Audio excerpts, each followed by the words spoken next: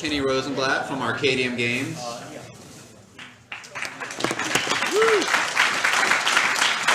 And UB Funky. Hi everybody, can you hear me? Or do I have to hold this thing? All right, cool. So I am Kenny from Arcadium Games, and I'm going to be talking about UB Funkeys. So what the heck are these things, UB Funkeys? These are the UB Funkeys.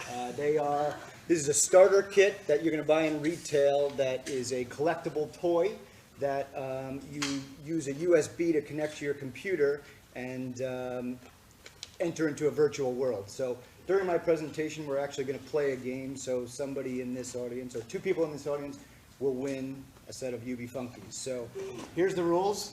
There's a starter kit for this side, and a starter kit for this side. And during the presentation, you can only hold on to the starter kit for 45 seconds maximum. We're on the honesty program here, so pass it around after however long, and when I'm done, or when we get to Q&A, whoever's holding the UB Funky starter set will get to keep it. Those are the rules. Okay. Ready? No, we started. We're good. Good. You can hold it. And if it goes around, it can go around again and again and again. Okay.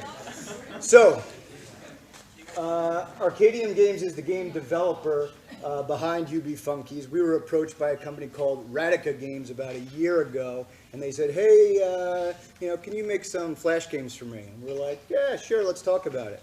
A couple months go by, and it's like, can you create this whole virtual world for me where these mini games will appear? Sure. So what started off as a couple Flash games turned into this whole virtual world that we had to create. A couple months later, Radica Games was purchased by a small game company called Mattel, who's gotten a little bit of press lately. And these are manufactured in China, so keep them out of your kids' mouths. Right, edit that one. So what I want to do today is talk to you about this collectible toy, and then talk about some of the challenges we had while developing this virtual world, and go into some of the details of where we struggled, where we excelled, and what were some of the development challenges. So we're going to break out of the presentation and go into the demo. And while that loads, I'm going to show you how the USB portion works. So I'm running an emulator here, so you'll get the idea when I show you. Let me turn that down before we get into that. This guy, his name is UB, okay? And these collectibles are the Funkeys. The Funkeys go into UB's head and change your on-screen character. So the starter kit will contain UB and two Funkeys, and then the new Funkeys are sold as collectibles by themselves. So every different Funky has with it its own little mini game and access to this virtual world. Okay, so basically it's a collectible toy. There are about 42 total Funkeys that are available on release, and then every time you plug the Funky in, you get access to a different portion of the game. So I'm not plugging this into my computer now because I'm using a godlike emulator.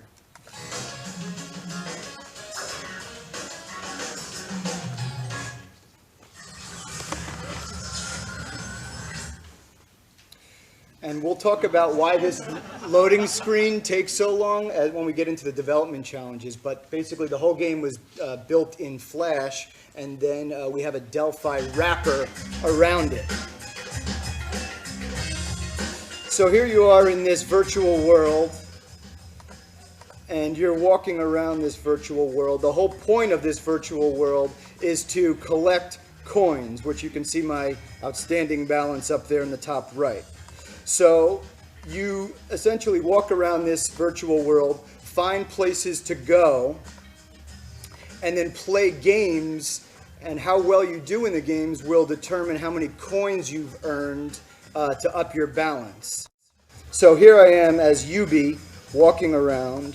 Now what happens is I'll find this place called, this is called the Scratch Club. Now, as UB, if I try to go in, it's going to say access is denied to UB.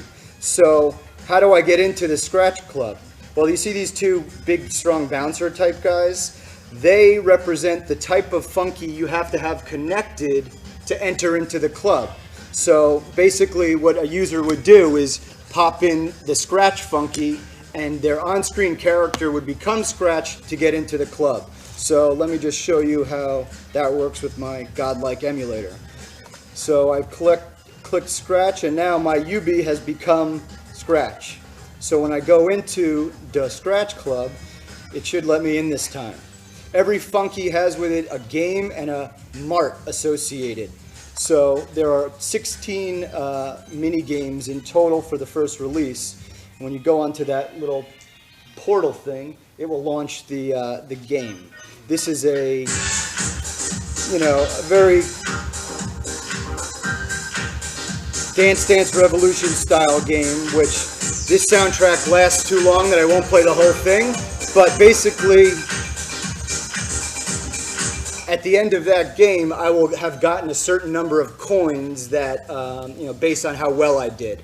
So I exited early, I got no coins, but if I played it through, I would have gotten coins. So every game room has this mart that I'm going to walk up to and see what this guy is selling. So he's got some turntables, he's got a speaker. Yeah, sure, I'll buy the speaker. So now I bought the speaker.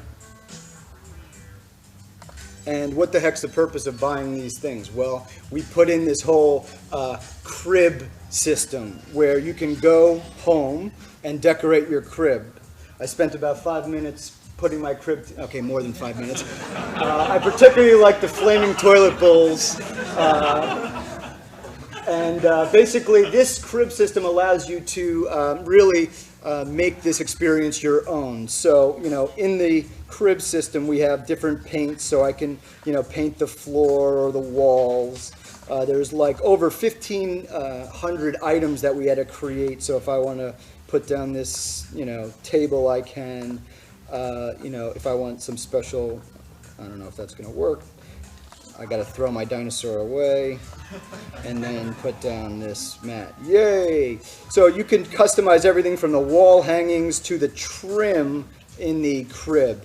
And the purpose is that you kind of buy items from the world, pimp out your crib, and then compare it with other players. Like, oh, look, I got the big dumpster in the far right corner. I need to have the big dumpster in the far right corner. So this is a lot of the interactivity. So basically, the only items that are available to you are the ones that you've bought with the coins you've earned from playing games. So the world is kind of huge. We started with one city called Funkeys Town, and then there are different zones. This represents a broken portal, but there are several other portals in the world that you need the right funky connected to access. So let's take a look at how that works. So here I am walking around. Here's a portal. Now I step on it, and it fizzled out. Why? Because mommy, I need this one to get into that area. It's a collectible toy. We want everybody to have all of them. So what I would do is, use my fancy emulator to become Bones, who has access to Magma Gorge, which is the zone which contains a whole new set of games, a whole new set of marts, a whole new set of distractions that you can play in this virtual world. So this is the Lava Zone. The game is made for target market of 8 to 12-year-old boys and girls. So the Lava Zone is for younger boys who like, cool guys like that. And then the Underwater Zone is for, younger girls who, may like the looks of that zone. So you can see in this area, this is the, what is this place? I don't know, it's a diner, but I don't have the right guy connected, so it won't let me in, and mommy, buy me the right guy. As you walk around the world, there's these stores as well to, buy items and also buy things for your crib. So I'll buy some coins. So there's a lot of things to do in this virtual world. There's a lot of items, there's a huge amount of art involved, and this project was a giant art project. You know, there are so many elements, like I was saying, 1,500 different items you can decorate your crib with. So it took us a long time to do all of the artwork, and as you see different zones, you'll get an understanding of that. All right, so what makes up the virtual world? 42 characters, 1 city, 3 zones, 16 mini games, 1,500 virtual items, 24 marts, online and offline play. I don't know if you could see this in the back, but like I was saying, it was a giant art process, and I want to go through what we did to actually get the artwork done. We started with very early sketches that had to get approved and then tweaked. So these are sketches early on of the world. We thought about Smurfs. You know, Smurfs and Smurfs Village, it all meshed together.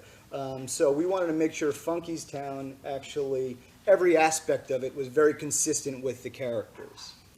So after we had the sketches and got approval, it's, okay, let's do more sketches, but really define them. So you can see a lot of the definition in these illustrations of some of the buildings inside.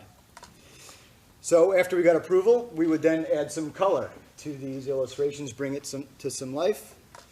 And then, I don't know if this is the right thing or not, but after we did those color illustrations, we decided to render and do 3D modeling of the whole world that was done in 3D. And we then took these renderings and then hand-touched every single one of them to give it this kind of modern flavor. So that was a very, very time-consuming process, given how large the world was. So what did we do after? We basically put it all together, and then we made our maps for each one of the zones.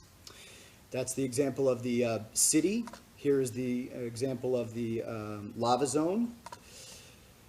One of the challenges we had was making sure all of the items that we developed fit inside the crib, so you can rotate some of the items. So we had to play around with sizing, which was a real challenge, to just make sure everything fit inside the room. So that was one of the sizing and scalability things that we had to fight against. Tools and editors. I was drinking in a bar in Ukraine one night, and that's a true story, and I thought, how the heck am I going to create this thing after we had the spec? So I pulled out some napkins, and in the top left is my ideas for the editors and how we're going to build this huge world. From my sketch, I then used my favorite tool in the world, Visio, to actually put together some type of wireframe for the developers to kind of build the tools.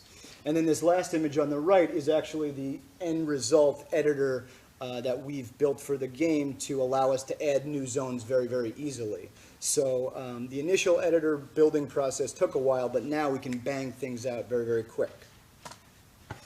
Development challenges, aka things that sucked.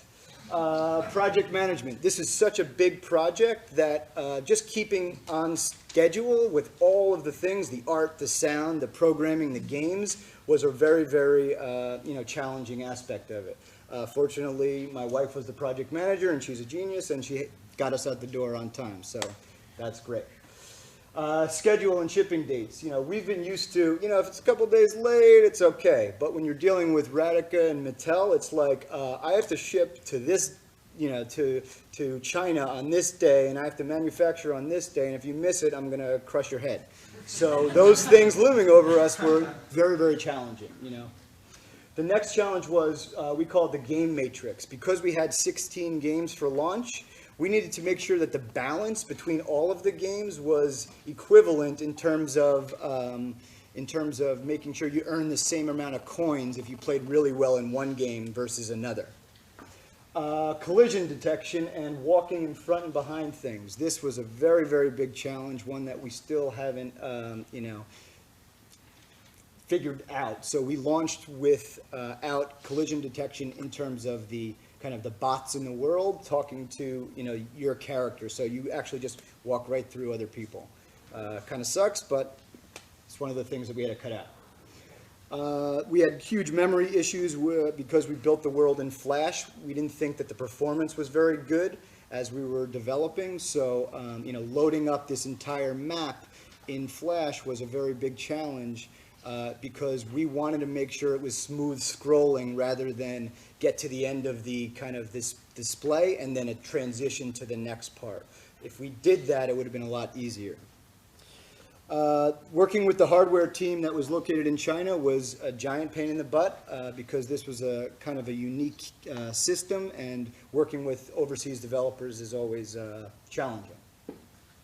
Windows Vista rocked our world because you know, just making games for Windows Vista is one thing, but then when you're talking about a USB device that has to load a driver, forget about it. It was like the worst thing in the world because I've just been used to just loading games, right? That has its own challenge. But when you're dealing with hardware, it's like a nightmare. So I, you know, give a lot of credit to like people like Lexmark and, you know, the hardware manufacturers with printers and stuff, because Windows Vista was a giant pain in the butt.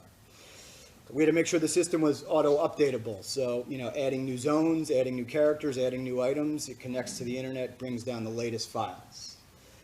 Our process was time-consuming. We didn't budget and we didn't calculate enough time in our schedule because of that kind of long process. But we're very happy with the results, but we were ambitious in terms of how long it would take. Then my favorite part, localization into 13 languages with all different characters after the fact. So we learned at beta release, oh yeah, you have to localize into 13 characters. That sucked. But we built a tool that, you know, would allow us to easily do that. But localization is just a giant pain in the butt. And then writing the test plan for this, you know, was a very big challenge because there's so many permutations of what you can and can't do. So putting all those together, you know, they were the challenges of the development cycle. It was a great project to work on. We shipped on time. We're going into stores right now. So Toys R Us has it. By the end of the summer, well, I guess it's the end of the summer now, but in a couple months, hopefully everybody will have it from Walmart, Best Buy, you know, and some of your other major retailers. I think we have time for one question. All right, who's holding the Funkeys? Raise one man in the back, and who's on this side? Did you take that to the bathroom? All right, who's got it on this side? All right, you can keep it. I got some collectibles for you up here.